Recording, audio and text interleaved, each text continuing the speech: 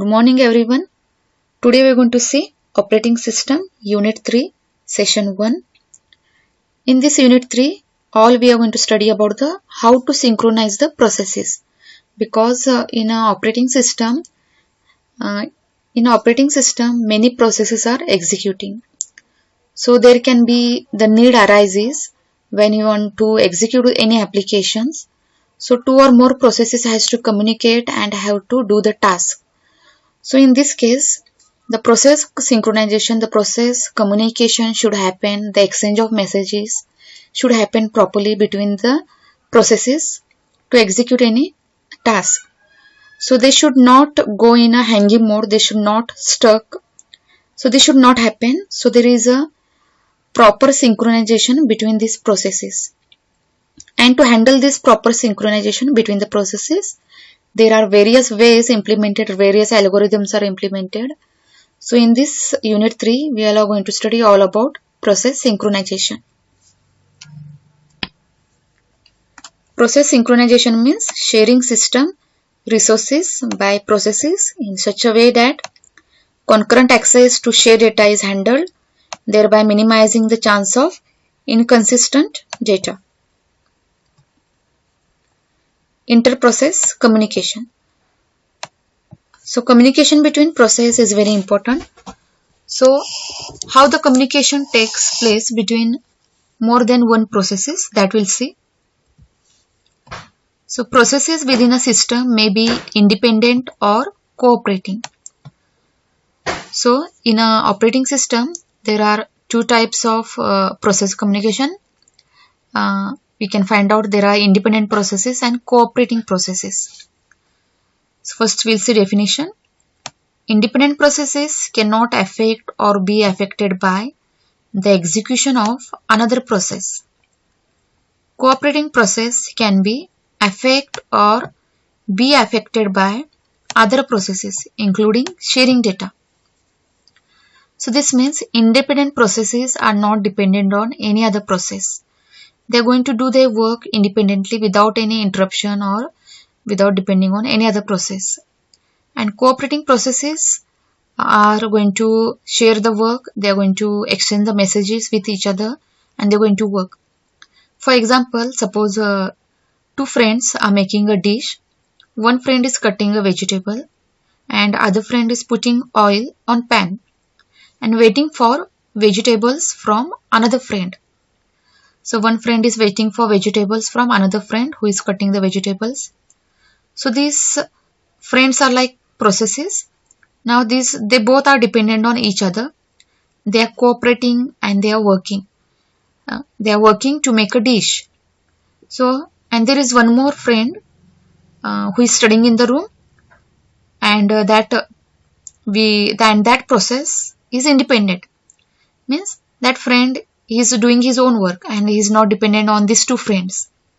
Okay, his work he is doing, he is studying it, and he is not communicating with these two processes, with these two friends. So like this way, the communication, independent processes do not communicate, they do their own task, and whereas cooperating processes are dependent on each other to make the work happen. And one process is going to receive the input from another process. They are going to read and write from each other. And these processes are called as cooperating processes. Reasons for cooperating processes. So why the cooperating processes need arises? First of all, information sharing. So when two processes or more than one processes wants to share the same information. See, many users can be interested in the same piece of information. So we must provide such an environment to allow concurrent access to these types of resources. So many processes at a time can access these resources. Next is computation speed up. So if we want a particular task to run faster, we must break it into subtasks, each of which will be executing in parallel with the others. Such a speed up can be achieved only if the computer has multiple processing elements. So if they are sharing the work and they are doing, so the work will be speed up. because as we have seen that two friends are making a dish, one is cutting the vegetable and one is putting the oil and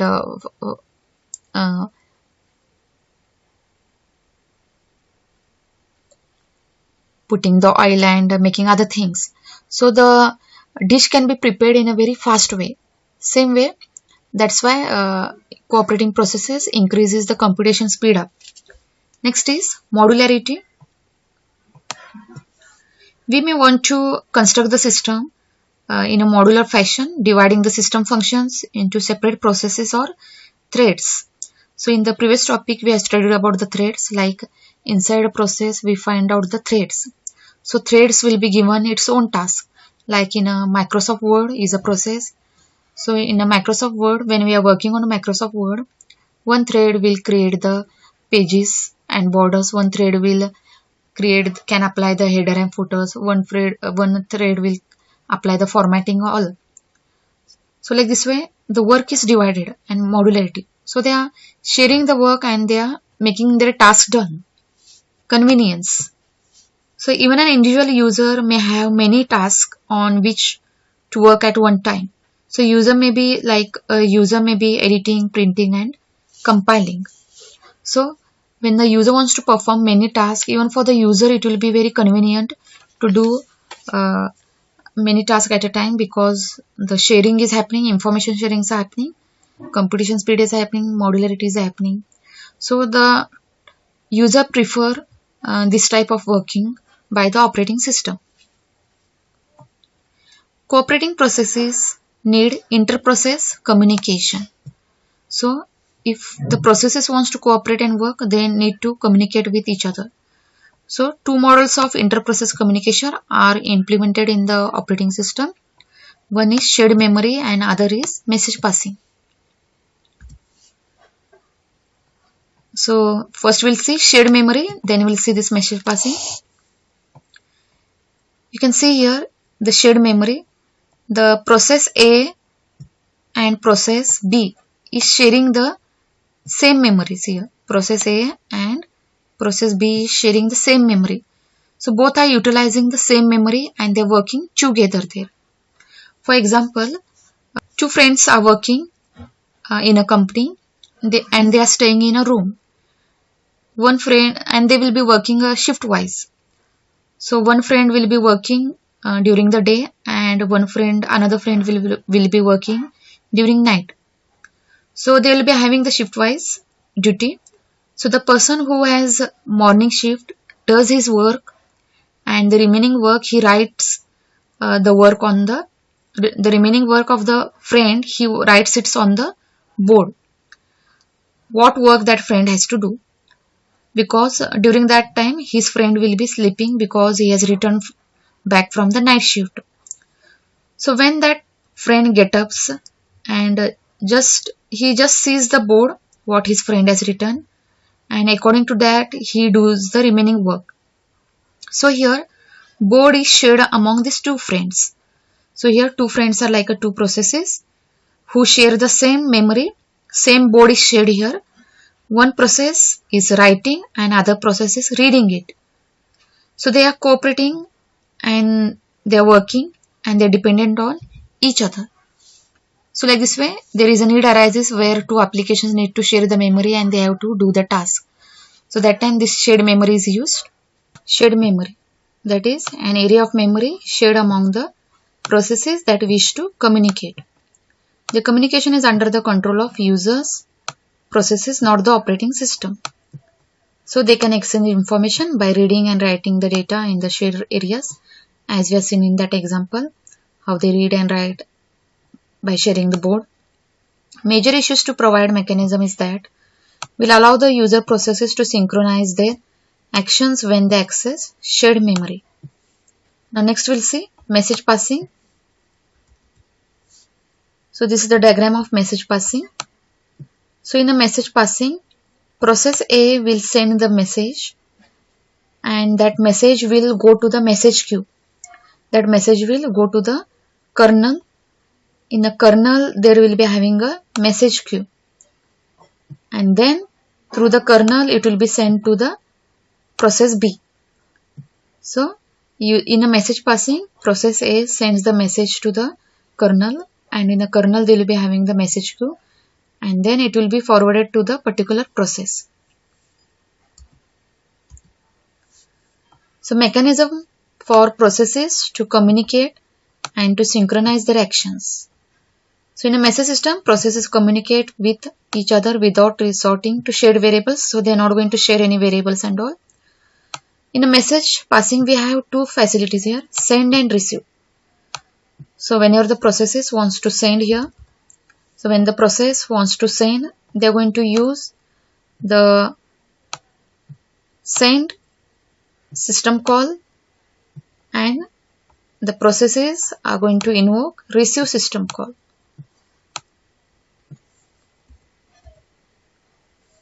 So it is an interprocess we call this two. The message size is either fixed or variable. So the message queue which we have here, it is either fixed or variable. So if process P and Q wish to communicate, they need to establish a communication link between them. Now in this message passing system, what happens? Whenever the process wants to send the messages, the communication link has to be set up between process P and Q. Okay, once the connection is set up, then the processes can send the messages and they can receive it. So implementation of communication link, that is either through the bus link or hardware bus link, physical link it is. Synchronization. Now how the synchronization happens in this message passing? So message passing may be either blocking or non-blocking. So when in this message passing concept, synchronization and synchronous and asynchronous concepts are used, and in that we have blocking or non-blocking. So blocking is considered as synchronous. So inside this blocking we have blocking send and blocking receive. So in this blocking send, the sender is blocked until the message is received, and in this blocking receive, the receiver is blocked until a message is available. So this means what? Now suppose if you want to send a message or a gift to your friend, then you go to your friend's house and you knock the door, and you wait there until your friend opens the door and receives the gift. So the receiver means you will be waiting there only until your friend opens the door and receive himself. So both are blocked here. Even the sender is blocked and even the receiver is blocked. Even the sender cannot send any further messages, and even the receiver cannot receive any messages until that particular message is received. So both are blocked until the message is received here. So that means until a friend gives that gift on his friend's hand, he is going to be there only. Both are going to be blocked there. So non-blocking is considered as asynchronous. So in this non-blocking send and non-blocking receive means the sender sends the message and continue his further work, and the receiver also keeps on receiving without blocking. So the sender sends the message and that message can receive to the receiver. So there is no any blocking and all. So when the sender sends the message, it will go to the queue, and the message will, if there is a lot of queue, then that message will wait in that message queue, and later on it will receive to the receiver. So here the concept like shared mailbox is used here. The mailbox is used. The sender sends the message and that message will go to the mailbox, and the receiver will receive it from the mailbox. Like how our email works. In email, the same concept is used. There are three combinations here that comes. Blocking send, blocking receive. Both are blocked until the message is received. Non-blocking send and non-blocking receive. Both are not blocked here, and they can send the messages through the mailbox. Non-blocking send and blocking receive. So here, sender is not blocked here. Sender can send any messages, but the receiver will receive one message at one time. It is blocked. So in message passing, again we have here direct and indirect communication. So in direct communication, when a specific process identifier is used for source or destination. So there is a direct communication between two processes. Direct communication link, direct setup connection is made between these two. So there is no third party there. There is no any third mailbox or mailbox there. Directly, once the message is sent, directly it will receive to the receiver. So you should have here the receiver's address you should have here to send the messages. Next we have here indirect communication. So messages are sent to a shared mailbox which consists of a queue of messages. Sender places messages in the mailbox, receivers pick them up. So indirect communication is like the messages are sent. So it is like a non-blocking. So the messages are sent to the mailbox and the receiver picks them from the mailbox. So for direct communication, the process must name each other explicitly. As I told you, there must be the process ID or the address must be there of the sender and the receiver to send and receive. So in this format, it is sent and received. So this is the properties of communication link. So before setting up the communication direct link between these two processes, between the sender and receiver, links are established automatically. A link is associated with exactly one pair of communicating process. So between two processes, only one pair of communication link exists. Set up. Exactly one link exists there. Link may be unidirectional, but it usually bidirectional. That means unidirectional means only either sender can send or only either receiver can receive it. But bidirectional means both sender can send and even the receiver can send. Both can send and receive the messages. Whereas unidirectional means out of both of them, anyone can send and anyone can receive. See, this is the direct communication setup between the sender and processes. So send it and directly it will go to the receiver. Indirect communication, as I told you, in an indirect communication, mailbox is used. So messages are directed and received from mailbox. So this mailbox are like now ports. This mailbox we call it as ports. So the ports number will be there for every mailbox. There will be port ID. So based on this, the mailbox will be identified. That the process for which mailbox, which port ID it has sent the message. Each mailbox has a unique ID. Processes can communicate only if they share a mailbox. So properties of this indirect are link established only if processes share a common mailbox. So here between two processes, in between you can find out the mailbox. That we don't find in the direct communication. There is no any mailbox and all. But here we find out in a link a mailbox. So the links are connected to the mailbox. A link may be associated with many processes. So there can be many processes which are communicating through the same mailbox. Each pair of processes may share several communication links. Link may be unidirectional or bidirectional. Even here you can have many communication links and many processes are sharing the mailbox, and it is a unidirectional or bidirectional. In indirect operation, you need to create the mailbox.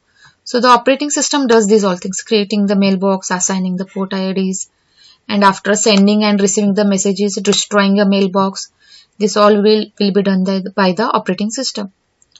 Then in this format, the message will be sent, and this format it will be received.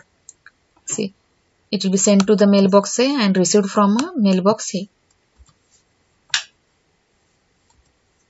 So this is the way how the processes are connected to a mailbox, and then through the mailbox, receiver will receive it. So there can be many processes connected. Many processes can communicate with each other and they can exchange the information with each other with the help of the mailbox or port number. So ownership of ports and mailboxes. So port is usually owned and created by the receiving process. So port is destroyed when the receiver terminates. So operating system creates a mailbox on behalf of a process, and later on the mailbox is destroyed at the owner's request or when the owner terminates. So buffering, so whether communication is direct or indirect, messages exchanged by communicating processes reside in a temporary queue. So in that diagram, message passing diagram, we have seen the message queue. So in that message queue is nothing but buffering, where the messages are waiting. So the queue of messages attached to the link is called as buffering. So this buffering is of three types. Zero capacity means no messages are queue at all, because it is like a sender blocking and receiver blocking. Means at a time only one message can be sent and received. Okay, until the message is received by another party, no second message is sent. So obviously there is not going to be a queue. Next is bounded capacity. So here a fixed length of messages there will be queued here. So there is a capacity to hold the messages, and that is finite length of messages, bounded capacity. Unbounded capacity means there is no limitation and all. The sender can send any messages and all. So there is infinite memory, infinite length where the messages will be stored. So in today's topic, we have studied all about interprocess communication with two models, shared memory and message passing. Thank you.